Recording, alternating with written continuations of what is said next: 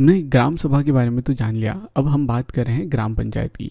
सिर्फ ग्राम पंचायत के बारे में जानते हैं कि ग्राम पंचायत क्या करती है। तो ग्राम पंचायत बेसिकली किन लोगों को मिला के होती है, तो एक सरपंच रहता है प्लस जो वार्ड मेंबर्स रहते हैं जिन्हें हम पंच बोलते हैं, उनको मिला के पंचायत बनती है।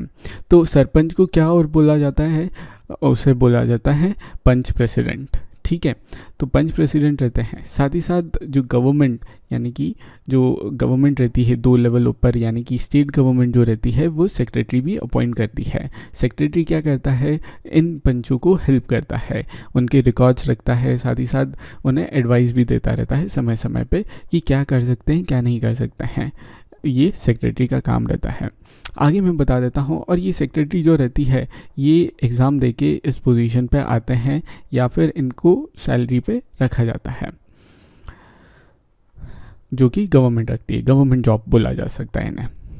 तो ग्राम पंचायत जो रहती है वो रेगुलरली मीट करती है और उनका मेन टास्क जो रहता है वो डेवलपमेंट प्रोग्राम को इम्प्लीमेंट करना, यानी कि विकास के काम करना विलेजेस में जो उनके अंडर आते हैं, जो विलेजेस के अंडर आते हैं। ज़रूरी नहीं है कि हर विलेज की अलग अलग पंचायत हो। कुछ विलेजेस के मिला के, जैसे ये 2 विलेजेस हैं, छोटे छोटे हैं ए और बी, इनकी एक पंचायत भी हो सकती है।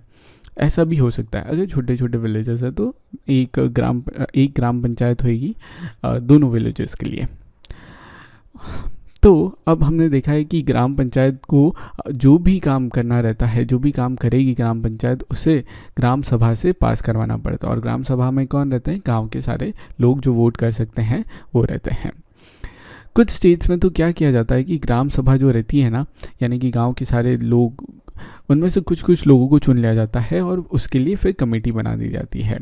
कुछ कमेटी, जैसे कि कुछ कंस्ट्रक्शन यानी कि सड़क का कंस्ट्रक्शन हो गया, या फिर कैनाल का कंस्ट्रक्शन हो गया, चेक डैम्स का कंस्ट्रक्शन हो गया, या ड्रेनेज का, या स्कूल का, या बिल्डिंग्स का कंस्ट्रक्शन, तो ऐसी कंस्ट्रक्शन कमेटी बना दी जाती है। साथ ही साथ डेवलपमेंट और भी बहुत विकास के काम किए जाते हैं तो डेवलपमेंट कमेटी बना जाती है।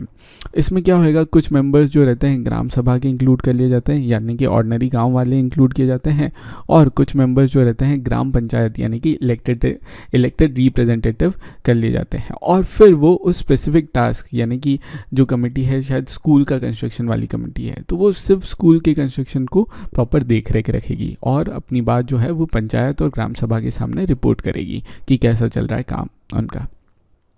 इस तरीके से है। अब ये होते हैं पंच। कैसे दिखते हैं पंच, हमारे जैसे ही ऑर्डिनरी लोग रहते हैं। और ये एक एग्जांपल है कि महाराष्ट्र के 2 विलेजेस के पंच हैं और इन्हें निर्मल ग्राम पुरस्कार सरकार के द्वारा दिया गया है 2005 में।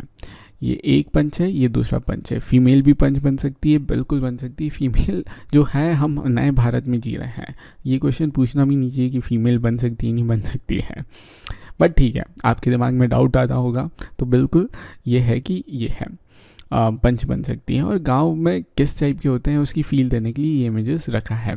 इन पंचों ने महाराष्ट्र में अपने विलेज में बहुत अच्छा काम किया था, इसलिए इन्हें इनके एक्सीलेंट वर्क के कारण निर्मल ग्राम पुरस्कार दिया गया। पुरस्कार यानी कि प्राइज़ दिया गया। ठीक है, और ये रहा प्राइस इनका। अब ग्राम पंचायत क्या क्या काम करती है उसके बारे में हम समझ लेते हैं। ठीक है साहब, ग्राम पंचायत क्या करती है, ग्राम पंचायत कंस्ट्रक्शन का काम करती है और साथ ही साथ मेंटेनेंस का काम करती है। जैसे रोड का एक बार कंस्ट्रक्ट कर दिया तो कभी कभार रोड में गड्ढे हो जाते हैं, तो उस गड्ढे को ठीक करने के लिए पूरी रोड वापस से नहीं बनाई जाती, उस जगह को बस मेंटेन कर दिया जाता है, वहाँ पे मरम्मत कर दी जाती है। उस मरम्मत को मेंटेनेंस बोल देते हैं।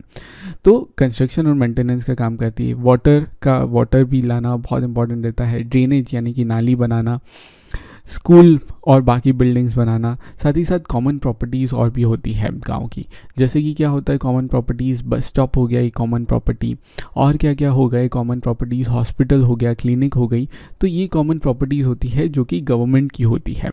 इनकी भी देख रेख, इनका भी कंस्ट्रक्शन करना ये ग्राम पंचायत के काम के अंडर आता है। ठीक है, साथ ही साथ गांव में क्या रहता है, एक और चीज़ मैं बता देता हूँ। गांव में बहुत सारे खेत रहते हैं, उन खेतों तक पानी पहुंचाना रहता है। उन पानी पहुंचाने के लिए या तो गांव वाले मिलके कैनाल बना लेते हैं या वाटर टैंक बना लेते हैं, या थोड़ा सा छोटा सा आर्टिफिशियल वाटर टैंक खोद देते हैं ज़मीन में जहाँ पानी इकट्ठा हो जाता है।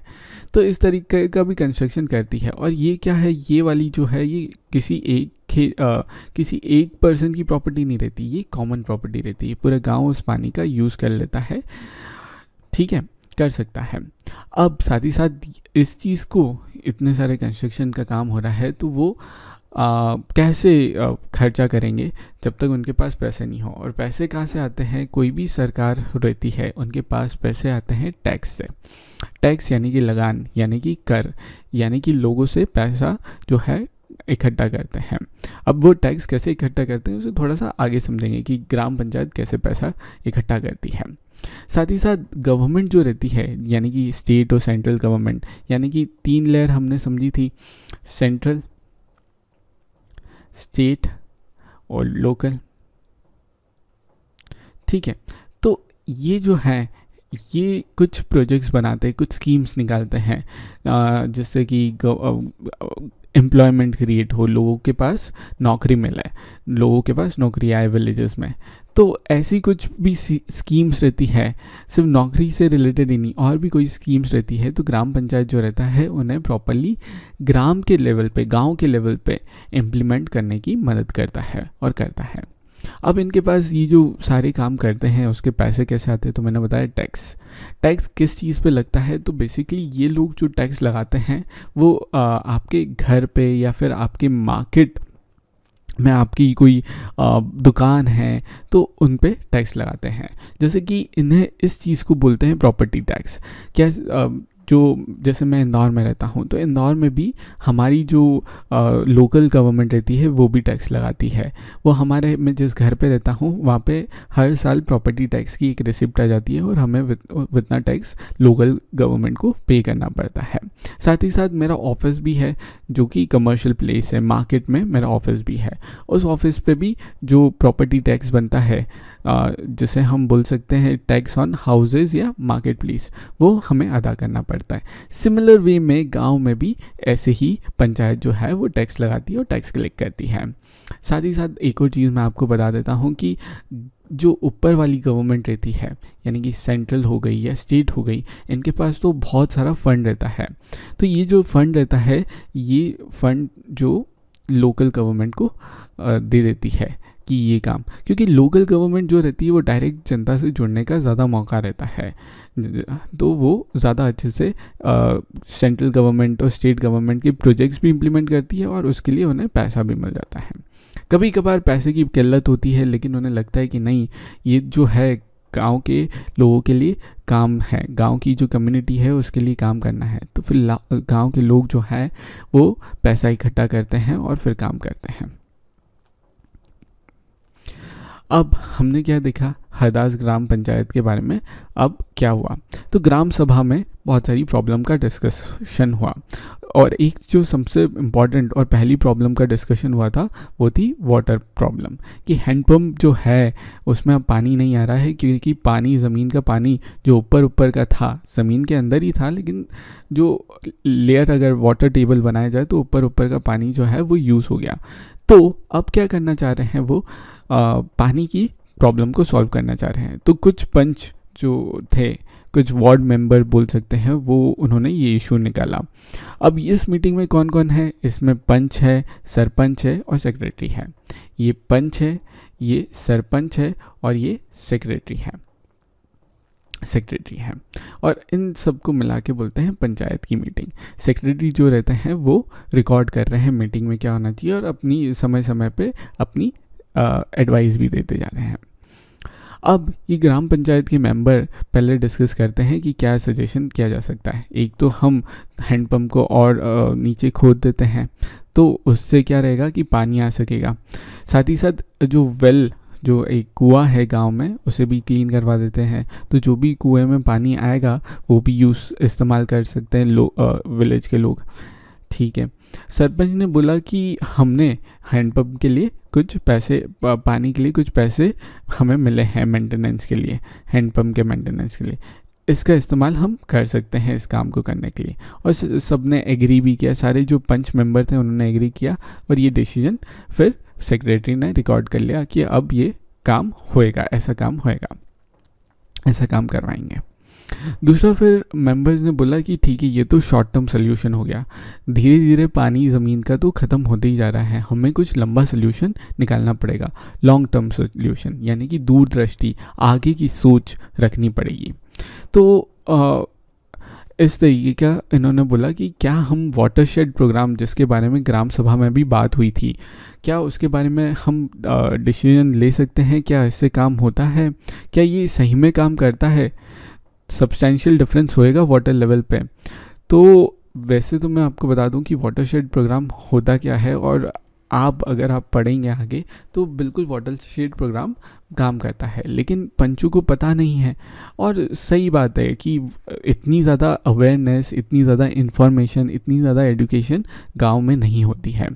जैसे कि फॉर एग्जांपल आप ये देखिए कि किस तरीके से ये बंजर ज़मीन जो है इस वाटरशेड मैनेजमेंट प्रोग्राम के कारण हरियाली में, ग्रीन मेडो में बदल गई। और सिर्फ ये 2 साल की कहानी है कि कितना इसे पानी से लबालब कर दिया गया है। किस तरीके से? ये वाटरशेड प्रोजेक्ट्स है, इसमें बहुत सारे स्टेप रहते हैं। एक तो ट्रीज़ को प्लांट कर दिया जाता है, दूसरा जो है पानी का जो पानी बारिश का आता है उसे इकट्ठा कर लिया जाता है, उसे नदी में बहने नहीं दिया जाता है और एक जगह जमा कर लिया जाता है, और इस पानी को फिर साल भर इस्तेमाल किया जाता है। नदी में एक बार बह गया और फिर क्या होता है, गर्मी के सीज़न में बहुत बड़ी बड़ी नदी भी सूख जाती है। मैं गंगा यमुना की बात नहीं कर रहा हूँ, लेकिन स्टिल मैंने देखा है कि जो बड़ी अच्छी नदी भी रहती है ना, वो सूख जाती है गर्मियों के टाइम में। लेकिन तालाब में अगर हमने पानी रोक लिया है तो वो गर्मियों में भी बहुत टाइम तक हमें साथ दे देता है। तो लेकिन इन लोगों को ये वाली बात नहीं पता है कि वाटरशेड काम करता है नहीं करता है। तो ग्राम पंचायत ने ये डिसाइड किया कि उनके एक लेवल ऊपर ब्लॉक डेवलपमेंट ऑफिसर रहते हैं। अगेन ये सरकारी ऑफिसर रहते हैं, इनसे हम स्कीम के बारे में और जानकारी जान लेंगे। ब्लॉक डेवलपमेंट ऑफिसर जो रहते हैं वो थोड़े से इन सब चीज़ों के बारे में ज़्यादा जानकारी रखते हैं, और सिर्फ वो एक ग्राम पंचायत को नहीं, कई ग्राम पंचायत का उस इलाके के जो इनका ये जो डेवलपमेंट ऑफिसर रहता है, ये एक एरिया को कवर करते हैं, और उसमें पड़ने वाले सारे जो गांव रहते हैं, ये मैं गांव बना रहा हूँ, बहुत सारे गांव रहते हैं, उनके इंचार्ज रहते हैं, और वो वहाँ के काम और उनकी स्कीम्स की देखरेख करते हैं।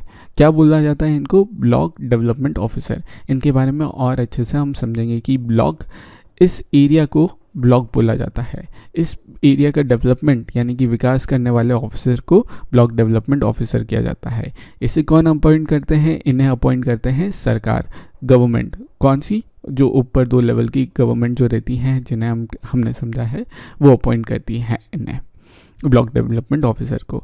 ये क्या काम करते हैं? ये ग्राम पंचायत के काम की निगरानी रखते हैं, देखरेख रखते हैं, और ग्राम पंचायत को जो भी इंफॉर्मेशन चाहिए रहता है, जो भी सपोर्ट चाहिए रहता है, जो भी हेल्प चाहिए रहता है, वो ब्लॉक डेवलपमेंट ऑफिसर देते हैं।